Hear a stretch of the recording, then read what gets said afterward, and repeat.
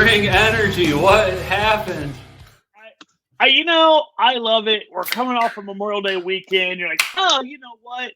Not a ton of races. Like, man, like there's this one, there's that one. Like, not a lot really happening on Memorial. Have no fear. Have no fear. Spring energy is like, here, allow us to give you something to talk about. Let's go. Hold my beer. Yeah, spring energy. Like, don't worry, folks. I got you. I'll give you something to chit chat about on the podcasts. Here we go. That's right. And we will get into that. We'll get into that after race results. We're going to put that in the news section. But it is going to be a fun conversation. First of all, let's just do a quick update of the podcast competition, the podcast download competition. Yeah. For the month of May. And I got to share the screen here, get it up. All right. So we're doing awesome. Thanks to everybody out there listening, watching on YouTube, and those of you downloading the podcast. We are at 269 downloads for the month of May, which is blowing our April record of 155 out of the water. So well done, and thank you. And for the United States, we were having a little friendly competition about, which state can have the most downloads, because Ohio has always kind of been the leader of every month in downloads. And this month, Washington came out of the gate strong early. And then Oregon was right behind them, and Ohio, of course, was right there. Then Ohio retook the lead as usual and had the lead for most like the middle of the month, and then out of nowhere, California just comes out. California people, nice work, comes out, and today, just a little bit ago, jumps in the lead with 41 downloads. Ohio has 40. So these last couple of days will determine the final outcome. That's all right. Here's why I'm feeling comfortable and confident is this weekend we have a major East Coast race. And I know during that major race, there will just be tons of people in the hurt locker like, you know what? Let me throw the podcast in the ears, take my mind off of this pain of climbing this mountain for like the umpteenth time. So I know the East Coasters will come through this weekend, and there's some Ohio folks out there in that race, so it'll get us our lead back. All right. And what race are you referring to? It is World's End. Oh, the race that ate Chaz's lunch? Yeah, World's End 100K this weekend. I think it pops off at 5 a.m. Our little dude Chaz Adams will be out there towing the line. So he's going to get his lunch back. He's gonna go get so this will be race number 2 of his Triple Crown he's trying to get. And so Chaz learned this about this. Like, there's no longer a Triple Crown. There's now the Quad Crown, because in October there's like a 50K, I think maybe a 50 miler that's out in PA also. That they've kind of bundled into this. So now it's not just a triple; it's the Quad Crown. I can't remember the name of the race, but he's like, well, I mean, in for 3, in for 4. You know what I mean? So he's right. Might as well.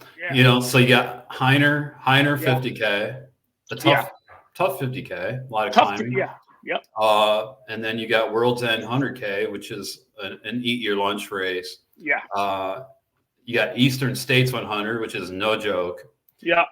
And then you have this 50 miler. Yeah, this other one that I don't know. Yeah, I'm not sure anything about. That's a tough summer, man. Dude, and they're all at those PA races, right? Like kind of out there in like the middle of nowhere, PA.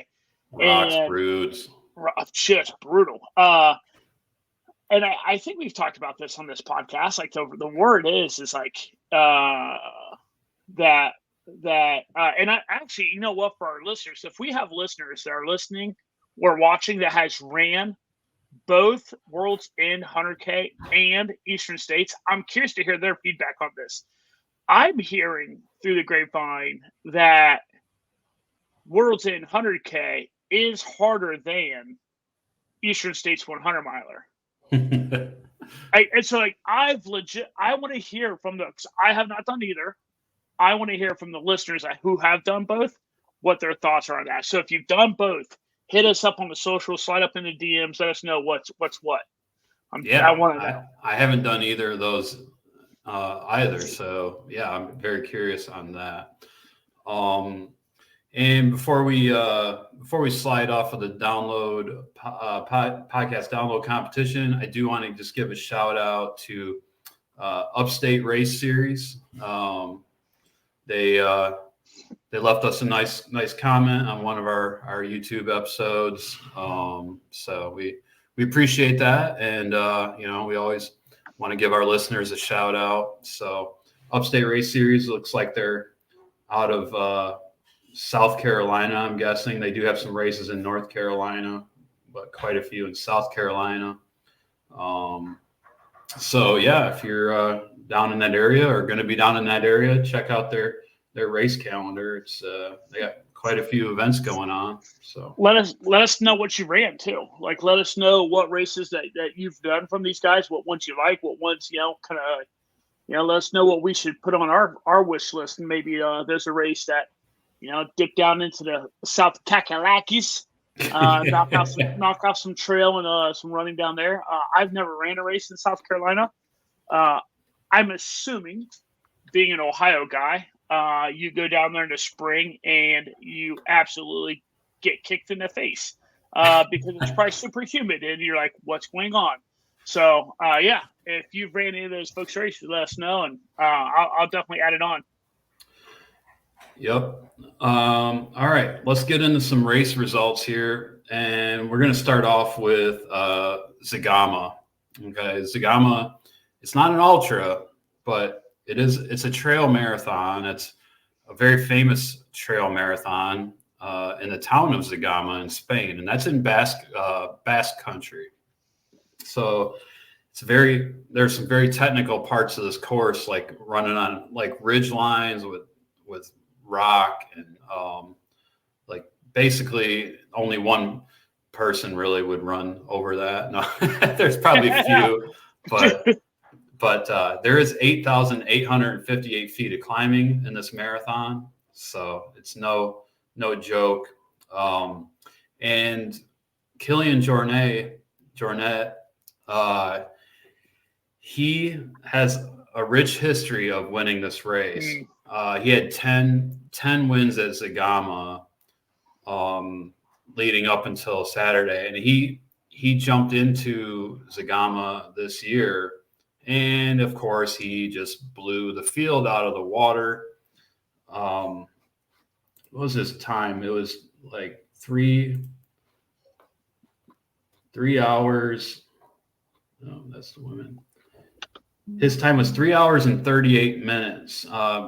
He did not beat his own record. He has the course record, but he beat the next person by 8 minutes or so. But yeah, so Kilian, one of the goats of trail and ultra running, and especially technical terrain.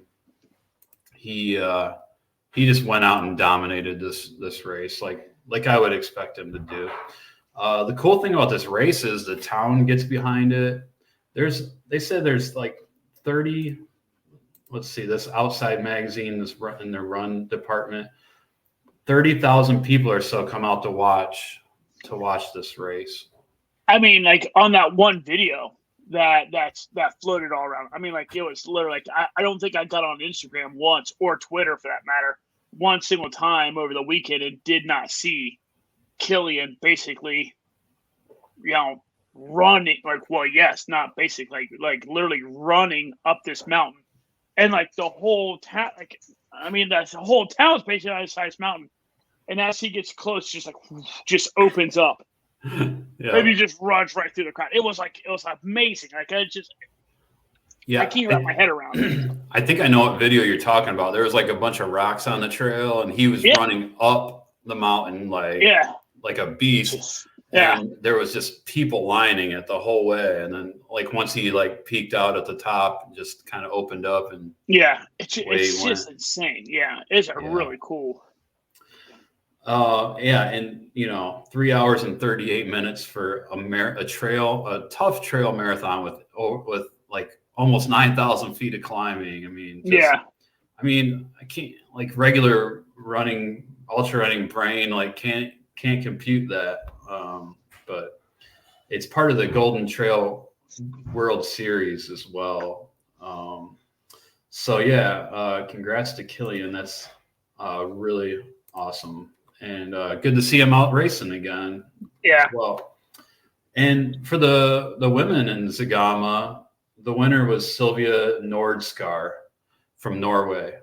That's like a Viking name if you ever heard one. Right? Yeah. It's kind of interesting. It's kind of it's not a big thing, but like I don't know. I find it mildly interesting. This race is in Spain, right? I mean, Kilian is a Spaniard, but he lives up in Norway. You have two people, one from Norway, one living in Norway, coming down and winning that race. It's kind of cool. I don't know why. Plus, just I saw you scroll by real fast. That one picture of Kilian, like where it should, like look at the number of people. There's another one a little bit more down, I think. That just the sheer volume of people behind him is absolutely insane on that trail. Yeah. So, I mean, like I said, 30,000 people come out to watch this race. yeah. Like here's that video. Oh, so there's even a different one that I saw. There's a different one where it's a different angle of him. It's like he's coming up through the crowd. So I mean, but look, it's just like I am I'm barely even walking up that. Like that is absolutely bonkers. Yeah. Yeah. The audio was kind of drowning us out a little bit. The audio from the video, I think, but yeah, that's just an example of him just beast mode up this mountain, this technical trail, like just awesome. But yeah, good point. Two people from Norway coming down to Zegama in Spain, taking it. All right. So next race I want to talk about is the Stumptown 50K in Portland. This race used to be called the Trail Factor 50K. It's put on by Go Beyond Racing, and it takes place in Forest Park in Portland. Forest Park is awesome. Like for an urban park, there's like 70 miles of trail in Forest Park. And there is a ton of just awesome single track there. And I actually did this 50K back in, I think it was 2014, maybe. Yeah, I'm thinking 2014. So this race has been going on since 2012. Let's see if I'm in here for 2014. I mean, just go to the top finishing times. You should be right there. Yeah, no, I'm like way down there, but it is kind of crazy because you can tell it's really nice track out there because like your winning time for the men's on the 50K is 3:54. You know what I mean? It's like and like it was a good here's the other cool thing is there's probably a pretty good race between, I mean, shoot, first through third. I mean, they're within 6 minutes of each other, but you know what I mean? But then you look at second and third, they're only 2 minutes apart. So looks like it's a pretty good race. Yeah, these are very fast trails, right? They're non-technical, single track, Forest Park. I mean, it's heavily forested, beautiful trails. Here I am. It was 2015 when I did this race. Yeah. The 50K, 6:33:59. So 72nd place. There you go. 102. But yeah, so this year, let's go to 2024. Clark Morgan won for the men in 3 hours and 54 minutes. And that's the overall win. And Julia Sortie won for the women in 4 hours and 38 minutes. So congrats to Julia and Clark. Cool race. Go Beyond is an awesome race company. My big race this year in September is a Go Beyond race in Oregon. So I'll talk more about that when we get closer to the event. All right. So next, we're going to look at the Capital Backyard Ultra. There we are. So this is a backyard event, right? Last person standing event. Yeah. And it's in Virginia, and who's the Twitter guy that does Barkley? Why am I drawing a blank? Done. Yeah. Holy cow. Yeah, done. So he was tweeting about this race all weekend, and it did go 65 laps. The winner did 65 laps, which is almost 271 miles. So, and that was Levi Yoder of Dundee, Ohio. A lot of Ohio people in this race. Second place was Jennifer Russo. She had the assist from New Richmond, Ohio. It's funny because I just happened to pop on Twitter and saw that, like, oh yeah, they're getting ready to go out again, and I'm like, and I don't feel like it was much before. Like I could have swore they were like the 60th lap or something like that when I last looked at it. So I mean, it wasn't much after that today. But yeah, you're right. Like, Keith Dunn. So Keith Dunn. Yeah. He was tweeting about the race, but he stopped tweeting about it at a certain point. So I didn't know who had won. Yeah. Well, I was doing show prep last night, and I went on I found this live tracking, and went on and saw that Levi Yoder had won. So, but you're right though. I mean, there's I don't know if like Ohio folks are just really starting to feel themselves some backyard action, but I mean, kind of to your point, the top three folks, or I mean, like the winner and then like the first two losers are all three of them are Ohioans. Yeah. In Fredericksburg, that's by Mohican, right? Jeremy Shantz. Yeah, that's up around Mo. New Richmond, I think, is a northeast city, northeastern Ohio city. Dundee, I'll be honest, I don't recognize Dundee. But then when you go down, now I don't know if they're family or not, but down a ways is a Brandon Yoder from Apple Creek, Ohio. Yeah, well, 35. Apple Creek is also up around that area. Apple, it's up around Mo area. I mean, and he's a Yoder also. So Levi Yoder, Brandon Yoder. I don't know if they're relatives or not. But I mean, as weird as it is, then just a couple of folks below that, Brody Parrish is from Wadsworth, Ohio. Yeah. That's Northeast Ohio. Yep. So Liam Linkowski, Orville, Ohio. Yeah. A lot of Ohio folks in this race. So I don't. And Keith Dunn, he might have been tweeting about it. Maybe this is a one of those like golden ticket races to Big's backyard in October. You know how he has. I don't know if it's called golden ticket, but he has certain backyards where if you win, you get an automatic entry into the big dance in October. So, the Big's Backyard Ultra. Big's. All right, so that was cool. Nanny Goat, Riverside, California.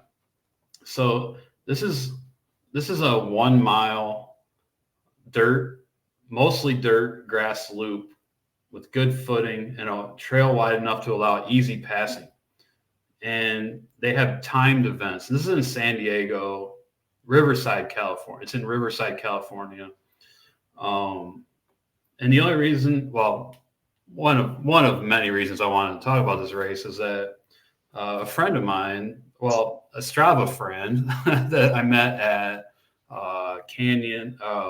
Castle Peak 100K in 2021. She is in here for tied for first for the females in the 6 hour event, Kiara Galinas. So shout out to Kiara, tied with Alyssa Jones for 40 miles each in the 6 hour event. These 1 mile loops on dirt, like that can be fun. I did the New Year's one day 6 hour event down at Chrissy Field when we just got torrential downpour rain. And maybe that's the reason why that was like probably the race where I placed the best I've ever placed. Maybe just because I was one of the idiots to stick it out in the monsoon. But hey, yeah, it can be fun. You know what they say? The best ability is availability. Sometimes you just got to be there, man. Like it doesn't matter. Like, you just got to be dumb enough and hard enough to stick around long enough. That's all that matters. That's right. I got fifth out of 52 maybe, so that's like very rare for me, I would say. And then John Torios was first for the men with 45 miles. In the 12-hour race, Jake Jackson got 77 miles, and Annie Braggins finished with 63. And then in the 24 hours, Chris Futterer had 110 miles, took the overall win. And then Julie Puhenter finished 83 miles in 24 hours for the women. And then they have a 100-mile event too. Alex McGill was first in 20 hours with 7 minutes, and Melanie Boone 22 hours and 26 minutes. So that was the Nanny Goat, the 1 mile loop in Riverside, California on private property. Yeah, sometimes races like that are fun too, because you get set up, if you're doing like 24 hour, you set up for 10, like people hang out. I don't know. This is kind of more of a social type of race than other races, but I don't know. I don't know if we've talked about it on this particular podcast or not, or if you and I have talked about it. But on the note of like 24-hour races and just kind of you're talking about like just go and have fun. There is a 24-hour race up in New Hampshire that for a while has had kind of like I'm like, oh, that'd be kind of cool to go do. Just because I don't think I've ever ran in New Hampshire.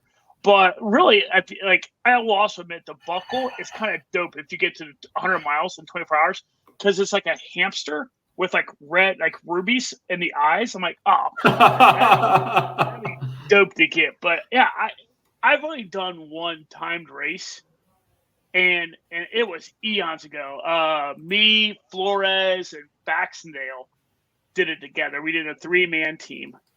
And it was fun, man. Like it was forever. It was on OSU campus. It was on the oval. Nice. It was on the oval. It beat the shit out of you because it's on the, like I don't even know what those sidewalks are. Like stretch that sidewalk is not. It's not concrete. It's not blacktop. It's like composite.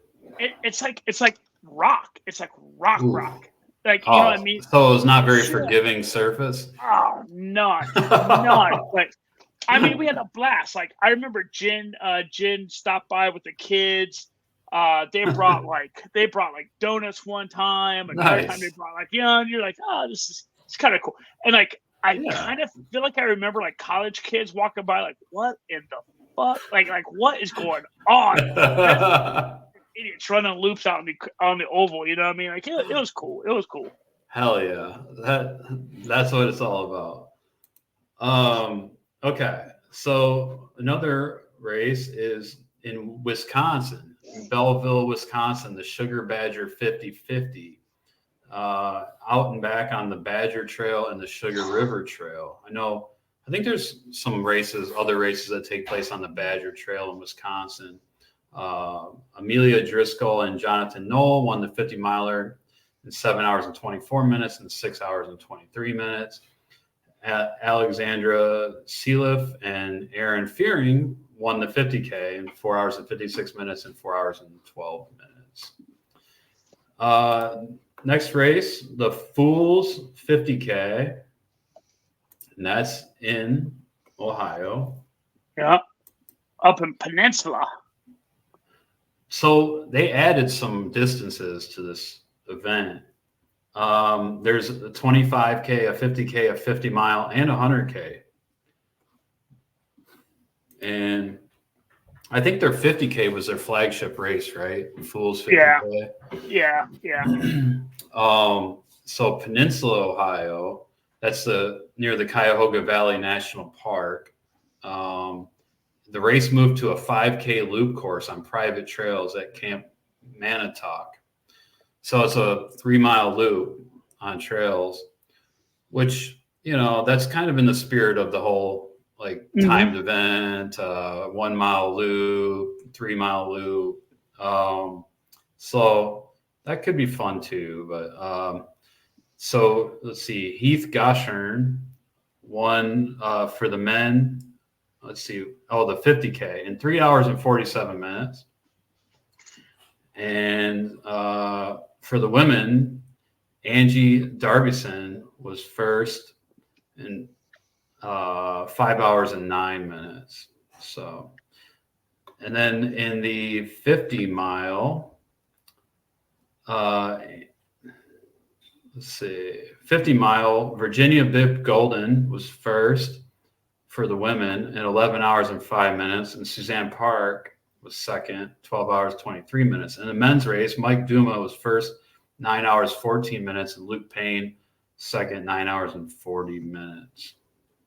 So that was the 50K and the 50 mile. I don't know if they had did they have the 100? I don't know. I didn't hear anyone getting ready for a 100 miler up there or a 100K. Here's the 100K results. John Fabianich McClay was first overall, 11 hours and 33 minutes. And for the women was Linda Orr from Cuyahoga Falls in 16 hours and 57 minutes.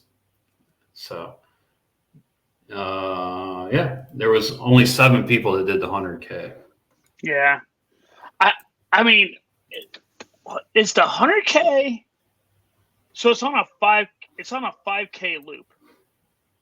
Yeah. So, dude, that's a lot of laps. Well, it's 20. Mm-hmm. 20 laps. No. No. Yeah. That would be, and I mean, I don't know, because as well as I do, you start getting up around Cuyahoga Valley National, and it could be rocky, it could be flat, it could be hilly, it could be I don't know. Woo-wee. That's pretty cool, man. I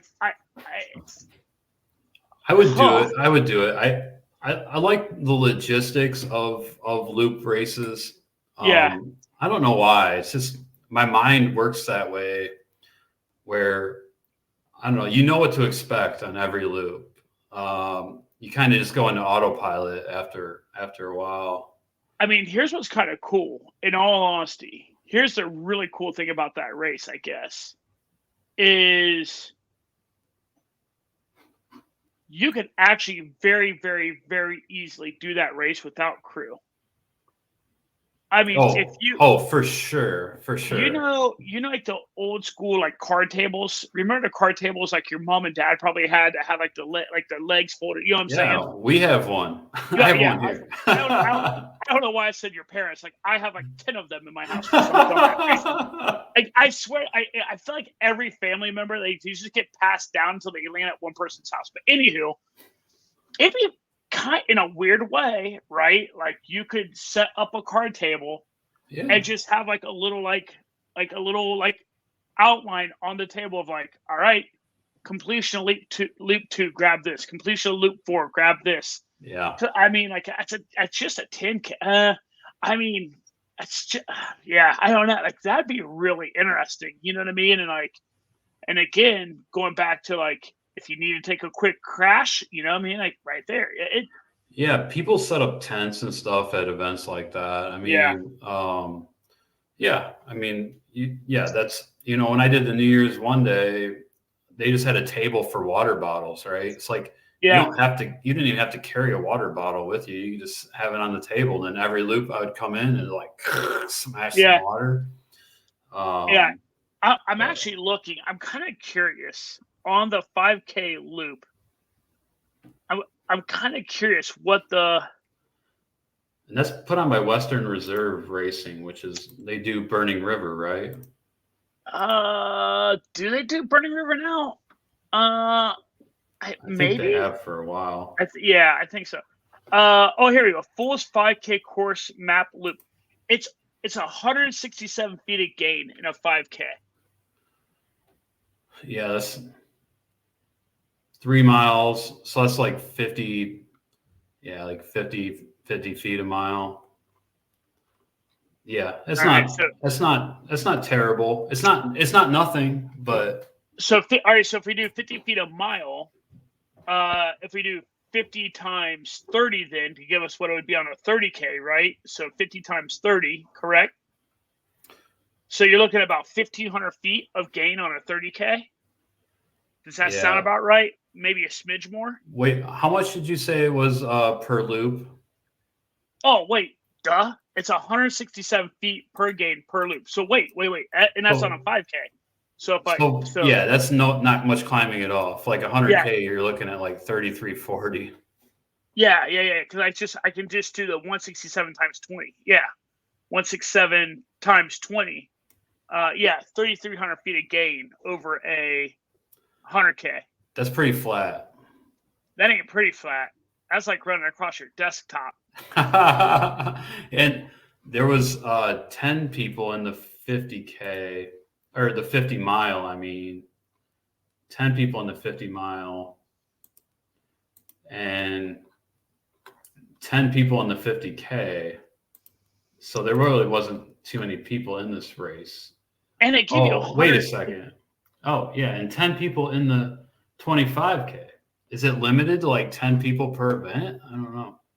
I don't know. Weird. 12 pages. My bad. Never mind. What's also wild is not only is it only like next to no gain, but you get it's an 18-hour cutoff for 100K and a 50 miler. That's cool. I mean, if someone wanted to do their first 50 mile or first, I mean, this sounds ridiculous as hell, but like, it's only. I mean, this race is only $125. Like, I kind of want to go, and there's like a windbreaker rain jackety kind of thing that you can get. Like, I kind of want to go get the packable wind rain jacket kind of thing. Hell yeah, go for it. I don't know. Like, that might be a weirdly fun race to do. Just like, I know I sat here and thought like, holy shit, 20 loops. But I'll tell you this, where every stinking rock is on that thing by like the 6th loop. You know what I mean? Like, you won't trip over that one. Like I said, you go into autopilot. You don't. Like I used to do this event. It was in January in Michigan every year, and it was just a fat ass race put on by these ultra runners in Michigan, and I think it was like a 3 mile loop, and like a trail loop, and it was just see how many loops you can do in 4 hours or 3 hours or 2 hours or 1 hour, like. And they had the sheet with the pen where every loop you go through and you mark your own. Yeah, that's cool. That's cool. It was called the Resolution Trail Run. I doubt they do it anymore, but because it was in January, like nothing's going on. The Resolution Run. and some years there was snow and water and ice, and it was messed up or muddy, but it was always fun. But so I'm going to go back to how many people were actually in the Fools races. 107 people were in the 25K, and the 50K had 39 finishers. The 50 mile had 13 finishers, and the 100K had 7 finishers. So how many? Okay, hold up then. All right, so the good Lord giveth, the good Lord taketh. So all right, so we're sitting here talking about how this race might be kind of fun to do, right? Like we're sitting talking about it. Allow me to completely switch gears and just lightweight shit on Western for half a second, because this is kind of the stuff that, from my understanding, this is the kind of stuff that kind of also messed up running in Cuyahoga Valley National, is where this. I mean, think about what we just said out loud. Now we're like getting a better look at how many runners there are in this stupid race. Like, that's a lot of people going over a 5K loop. Yeah, but I don't think this was in. No, it's not. It's not. It's on a private loop. But I'm still saying, you're saying they used to do it in there. I don't know that. I don't know that. What I do know is, I don't know, but what I have been told is that this is indicative of the same kind of thing. Like Western used to have training runs in Cuyahoga Valley. Oh, I got you. You're talking about Western Reserve. Okay. Yeah, and in the national park, and the folks up there is like, hey yo, like, chill out. Like, you guys are tearing up. And if you've ever ran, oh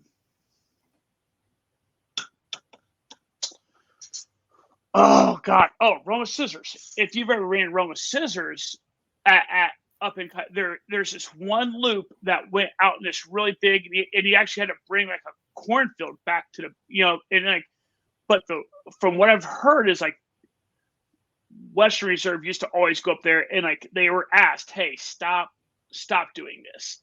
And then they're like, okay, well, we'll stop doing like organized fun runs and training runs together.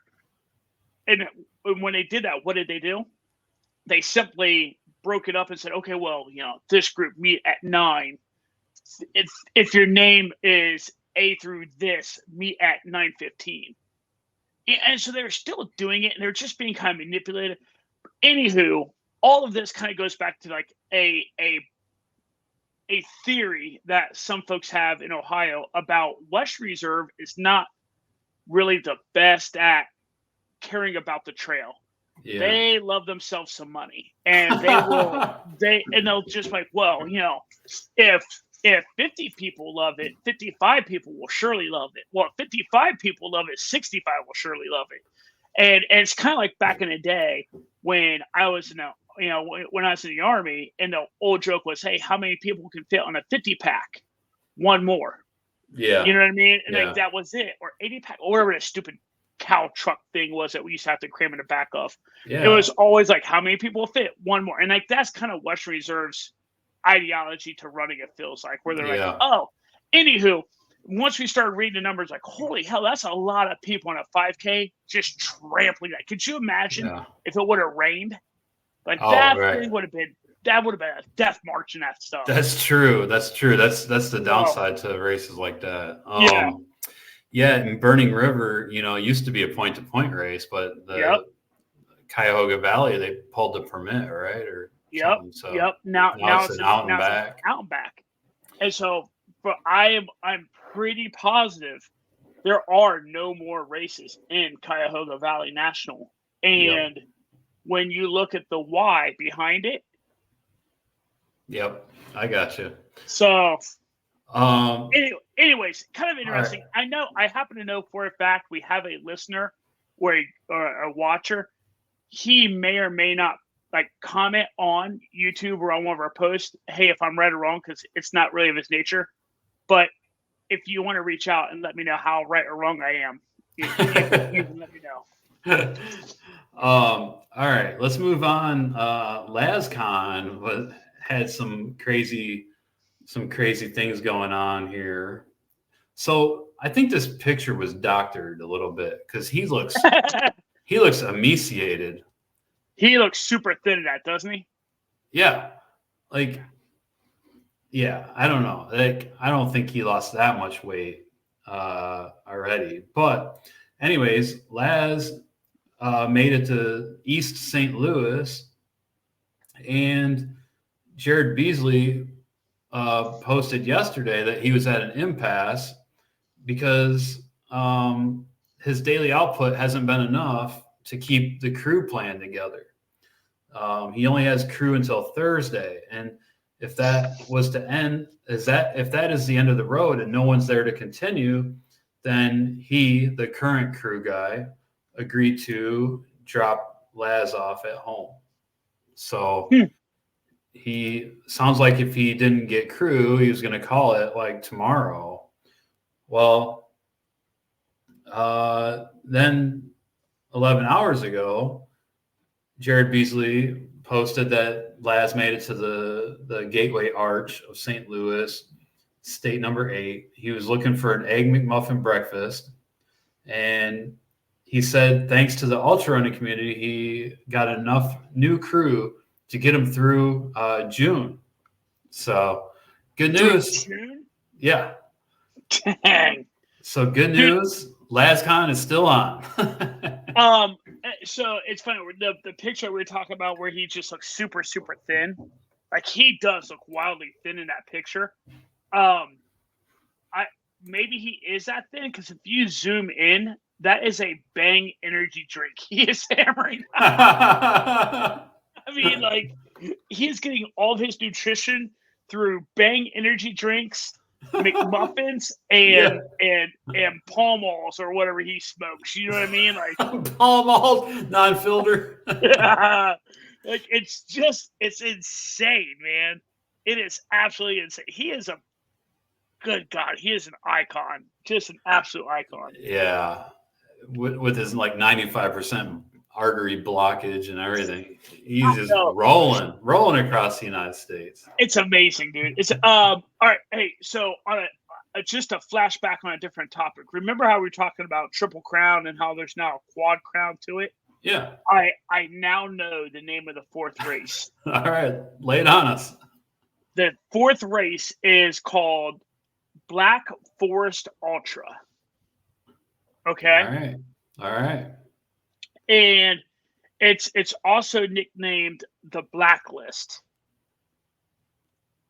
It is supposed to be a absolutely and it's not a 50K. It's not a 50 miler. It's a 100K. Oh man! After Eastern States, you think you're done, and then nope. This race is not until October 6th. Okay. So it's October 6th up in North Bend, PA, right? Which is really, really close to where Heiner is. If not where Heiner is. Dude, this race has 13,000 feet of elevation gain. All right. No crew. No crews allowed. Really? No pacers. Yep. No crew. No pacers. Wow. No spectators. The race starts at midnight. Ooh, that's brutal. That's brutal. Yeah. Oh, by the way, go ahead. What's the question? What's the cutoff? 19 hours. Dude, like, holy hell. That midnight start. I did a 100 miler with a 6 p.m. start. It was awful. Well, that's hallucination. Hallucination does that, right? Is that the one you're talking about? No, it's not. I did Kodiak 100. I had a 6 p.m. start. But yeah, you're right. The Woodstock does start Friday at like 6 or like something. 4 super 4 weird, p.m. Yeah, it's super weird because like you finish at Saturday like night. 11 o'clock. Saturday night. Yeah. You finish. Yeah, you finish. Like by 9 p.m. or something. Yeah, it's super weird. But it is also kind of nice because it's dark. Like, right to sleep. You know what I mean? Yeah. But anyways, you can have a beer or two and pass out. Yep. But anyways, it's touted as one of the toughest 100Ks in the Northeast. Wow. So, Yeah. And that's a long time to wait from Eastern states in August all the way to October. Mm-hmm. You know, you just like. So is Chaz signing up for that? Oh yeah, and I think Petey Griggs is too. Oh, nice. So this it requires there is climbing that is an elevation of 1,000 feet in under a mile. They're stretched everywhere. So, yeah, I mean, like, yeah, dude. I mean, let's go. It is nuts. I hear in a second. I'll shoot you the YouTube video to it. We can attach to this, so just so people can see it. Yeah. It looks interesting. All right. That sounds cool. Look forward to talking about that one. All right, let's get into some news. Here we go. The main story of the day, right? Yeah, you're right. There wasn't much going on in the race world over Memorial Weekend, but Spring Energy said, "I'll give you something." Yeah, so I got you. So let's go back to the kind of the beginnings of this, right? Like I've noticed Reddit conversations on Spring Energy have been going on for a while. I mean, at least a month. I know somebody in Europe had Spring Energy, the Awesome Sauce in particular, tested, and there was suggestions that the calorie and the carb content were not as advertised. Now, they're talking about the Awesome Sauce in particular because the Awesome Sauce is like a 54-gram packet, and it's all natural food, and they say there's 180 calories, and there's 45 grams of carbs, and it's pretty good. The Awesome Sauce, like it tastes like applesauce. It's not cheap. I mean, no. I think it's between $3 and $4 for one. So it's like if you're using them in training and races, oh my God, like you're just spending like hundreds of dollars on nutrition.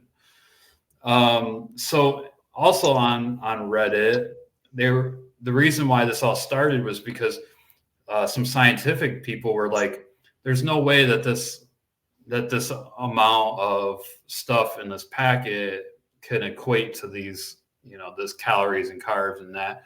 And so it just sprung this whole conversation, and somebody got it tested, and it's still ongoing on Reddit. And Jason Koop, he's like a super scientific guy. He's a running coach. I believe he lives in Colorado. Great guy. Like his podcast is really interesting, but it's like very scientific. So a lot of that stuff just goes right over my head. But anyway, Jason Koop got involved with this Spring Energy thing, and he sent it off to a commercial food lab for analysis. And he got the results back, and it came in supposed to be 180. Well, that's what's on the label for Awesome Sauce.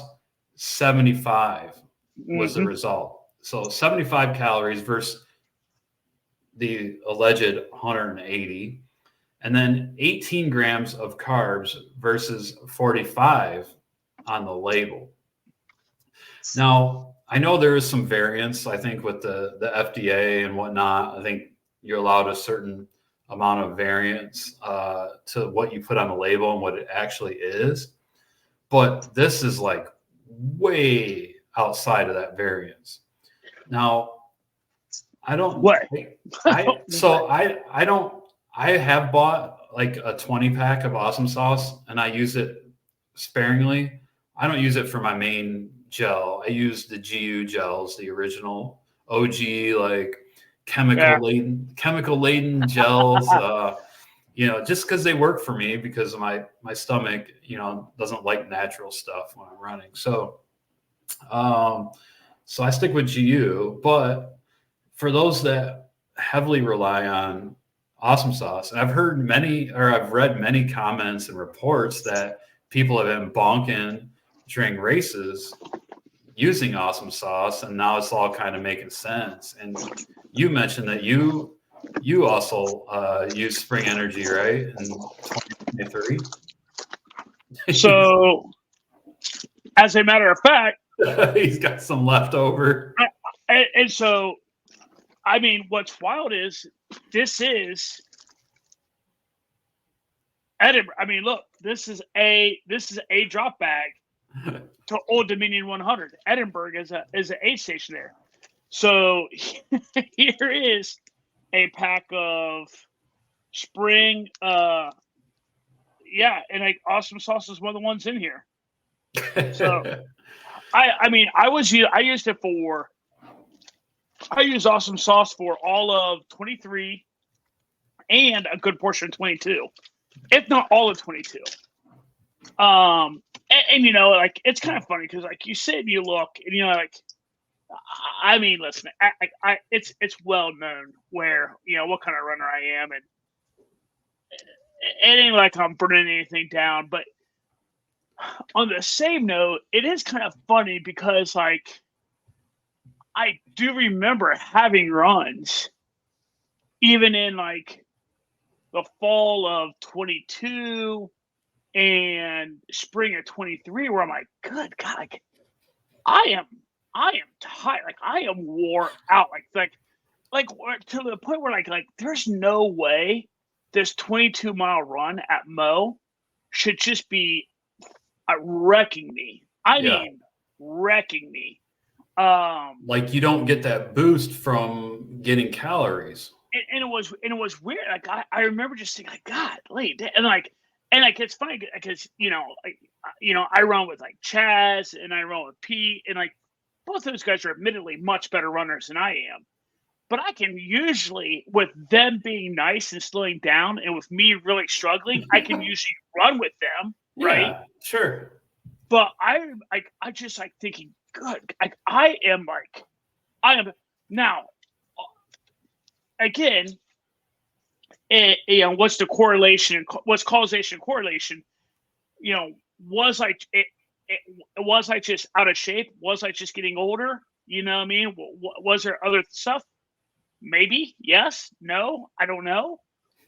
Or was it like, oh, your dumbass wasn't getting any calories? You know what I mean? And I run anywhere from 210 to 220 during training, and then like late in a training cycle, I'll usually drop below 210 and get down to like the 200 ballpark range. And so, yeah, I normally run pretty big. Like I'm a big dude. And so, like, for me, I need all bit of that 180 every hour. You know what I mean? And I just remember never feeling great. And, like, I just always assumed, like, shit, man, I am getting old. Yeah. Like, the legs are getting tired. I just always assumed that. Now, also, I'm like, well. What was really going on? And maybe I have a legit excuse. But, yeah, like, it's funny because, like, you talk about how much it is. Like I have. I mean, shit. Right there's $12. You know what I mean? Like, it's so expensive. Almost $20. You know what I mean? It's so expensive. It is funny, and so now you look across Twitter, you look across Instagram, and oh man, brutal. Everyone is coming for everyone's neck. That's right. People are piling on. Oh, dude, on all this kinds of people. While we're actually recording this, I just happened to jump on Twitter real fast, and here's Sage Kennedy, being like, "Oh, well, folks should choose compassion over, meanness or whatever." Yeah, like Sage compassion. Is like, what was it? Choose compassion and kindness. Because he was. Oh yeah, it was the main he has like his own line of Spring Energy, the Yeah, Canterbury. yeah, which again is one of the ones I really enjoyed. It's So actually kind of good. we don't know about the Canterbury yet. Coop did send it off to get tested, so I'm Yeah, interested to see the results of that. but It yeah, so didn't have as many calories. Wasn't yeah, listed as many calories as the yeah. I think awesome it's only supposed sauce. to be 100. Yeah, I think it's only supposed to be 100-calorie one. Yeah, But it'd he's be. on there, trying to get people to calm down, and people are like, whoa, whoa, whoa. Oh, people have been railing on him because of his video with the awesome sauce and all that, like Well, advertising it. and he was challenging the science of. He's like, oh well, you guys are. He's basically at one point was in a video, kind of sort of like sounds like he's telling them like, oh, you're not doing the science right, which is in Right. itself kind of ha ha funny. Something But about about freeze dried fruit and all that. yeah, I don't know. and then so you got him, but then who did we talk about earlier? Ashley Walsh. Ashley Walsh is like she's going in on people, like she's having a good time with it, which then brought in Ultra Run podcast on Twitter handle. Yeah, Like Eric France. yeah, I think those two are friends. So like whenever she chimes in, like he's right there behind him, and like if he chimes in, she's like those two are like like thick as thieves. AJW's been on this. AJW had like the quote of the century. Like he said, like, would you rather be the what did he say? I'm gonna look it up so I don't misquote it, but it was something to the effect of would you rather be the CEO of UTMB or or like the CEO of Spring Energy right now? Oh, speaking of AJW, I literally just hit refresh on the Twitter machine. AJW tweeted out an hour ago, just ordered a case of chocolate outrage from Goo. I mean, like that is awesome. So there you go. He said, "I know there was a reason I've loved that shit for all these years. Thanks, Coop." So oh, I see it. Yeah, that is amazing. That is like there you go. That's and then he says, Coop says, still not the value of an oatmeal cream pie. Yeah, which AJW said, or one of these bad boys, which is Go Nuts. So yeah, I mean, it is kind of funny. It does go back to what's kind of an interesting point, where really at the end of the day, like all these gels and all these things are like they're all good and great for like easy to fit in pockets and stuff like that. But at the end of the day, Pop Tarts, which is the Ash favorite, I believe. Pop Tarts are great. Like the oatmeal cream pies, I feel like are kind of high on fiber. You better have like a pretty good gut for an oatmeal cream pie. But I mean, shit, tons of sugar and tons of carb for sure. Tons. So tons. Yeah. So you know what I thought, or I just kind of realized or thought of recently. You know those like cherry pies or apple pies that you buy in the gas station. Oh, those things are like 60 grams of sugar for one. Yeah. Like that, those would be, and they're pretty tasty too, right? So those would be pretty good. Like those pies, usually, if you like, how those usually have like the frosting on them. Yeah. Like if you just like broke off the frosting alone and ate that, like that's probably God only knows how many grams of sugar. You know what I mean? Like, but yeah, you're right. Like it's funny that you mentioned those specifically because when I was just up at Forget the PR this year, the Marathon gas station everyone loves, it's right there, right? Yeah. They have like homemade ones from nice. Like from wherever. But there's like like the apple, the peach. There's like lemon ones. There's like blueberry ones. Like you can just go for days on those. But yeah, those would be phenomenal. I've for the last handful of years, I've also really enjoyed just the Uncrustables. You know what I mean? Yeah. So you can throw them in your pack frozen, and by the time it's time to eat one, they're kind of sort of thawed. So that's a good idea. Yeah. So AJW's tweet was, what job would you rather have today? Marketing professional for UTMB or Spring Energy? So on that note of Spring Energy, right? And you and I were talking about this. When I was getting ready to log on to record with you tonight, I jumped over to Spring Energy. I'm like, well, let me just see what kind of like collateral damage or what kind of like preventive damage they're trying to do. What kind of like how well they try to cover their base. Dude, they released one video. They did. There's one video on Instagram on Spring's feed, and it's supposedly one of the co-founders. I for the life of me, I've listened to the video 3 or 4 times, and I cannot understand the dude's name. I can't make out what he says his name is, but he's like, hey, he kind of acknowledges, hey, like we messed up, we messed up, but here's what we're going to do. We're going to change this. We're going to change that. We're going to change. And like, I mean, listen, I'm not into manufacturing. I mean, shit, I sell software, right? Like, I'm in software sales. So I could be way off on what I'm getting ready to say here, but the amount of stuff that he's talking about they're going to go and change is like, bro, that's not something you just like, oh, well, yeah. We're going to do this. Like, what are you talking about? What is what does that matter right now? Well, yeah, the damage is done. Like, what are you going to do to make stuff right with everyone you've wronged over the years? 1. But 2, these changes that he's talking about making is stuff like, oh, well, we're gonna get our products from different places. Hold up, man. Like, wait a second. I'm assuming you have contracts with your current vendors. Yeah. Like, you have contracts with people who are supplying you now. So how you didn't get out of those contracts, unless you can get out because like they gave you bad stuff, like unless there's a loophole there, right? But above and beyond that, before you can start getting supplies from someone else, you've got to go vet that. You've got to get in agreements with that. Like that kind of stuff doesn't happen overnight. Oh, that's just on the supply side of that house. Then you talk about the manufacturing. Well, we're going to manufacture it this way. We're going to manufacture it that way. Dude, okay, you're making it in small batches, but still, right there he is. Scroll back down. That's it.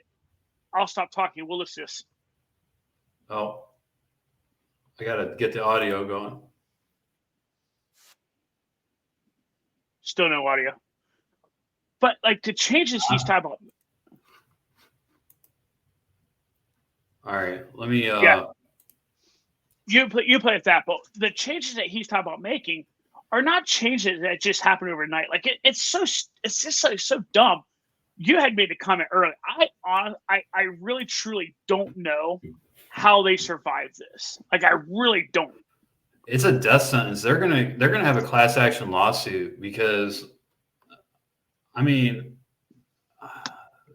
I know a lot of people, good friends that I run with, they use this for their nutrition. I mean, I was using it at Black Canyon. Yeah, imagine that. Were you using it at Muck too? Dude, I might have been using it at Muck too. I might have been using it at Muck. Calories equal energy, bro. As our buddy Ronnie says, salt, sugar, and water, baby. Salt, sugar, water. That's right. That's the 3 pillars to ultra running. I have one to add to that though. High knees. You gotta have the high knees. Dude, I've busted my ass so many times because I don't my feet. I almost bid it. on one of my weekday runs last week. Oh shit! Good friend Lucas Hardbarger. He commented in the Strava post, "High knees, high knees, bro." Oh man! But yeah, so this is what they said on their Instagram post 3 hours ago. We appreciate your patience in allowing us to investigate what has happened. We identified weaknesses in our manufacturing and inconsistency in our ingredients that may have contributed to variations in the nutritional values of some batches in the past. We apologize for that. We have introduced several changes to our small batch production and revised our sourcing. With those changes, we are confident we will deliver products with stable nutritional value. Spring Energy is committed to delivering the highest quality products for all endurance athletes. With your help, we will continue our mission to make real food performance products. So with your help means if you don't sue us. Don't sue us out of business before we have a chance to do this for you. Like, it's just such a weird, like, I don't know, man. Like it was. Yeah. I don't think they have comments on for this post. They do not. Oh, trust me, I went right for the comment section. They do not have them on there. Yeah. All right. So we're an hour and 5 in. And yeah, so I guess we can move on from the spring energy topic.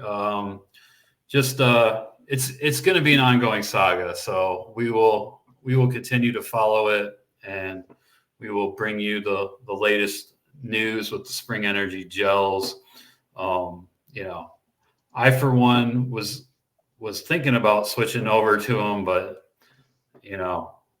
not now. Yeah. Well, it's funny because like I think just like almost every distance runner, I probably started with goo, right? Just like everybody.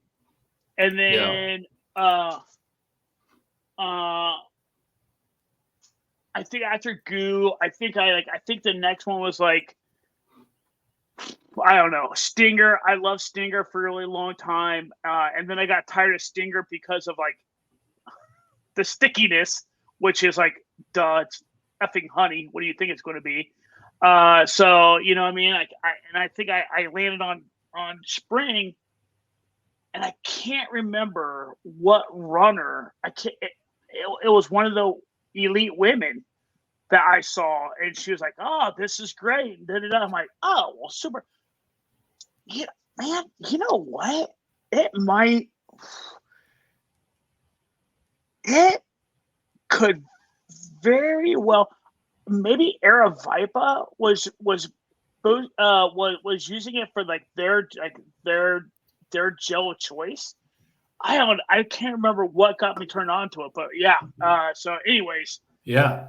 Fat Dog was using spring. I think Fat Dog was using Spring Energy as their race gel, and it was like, wow, like that's crazy.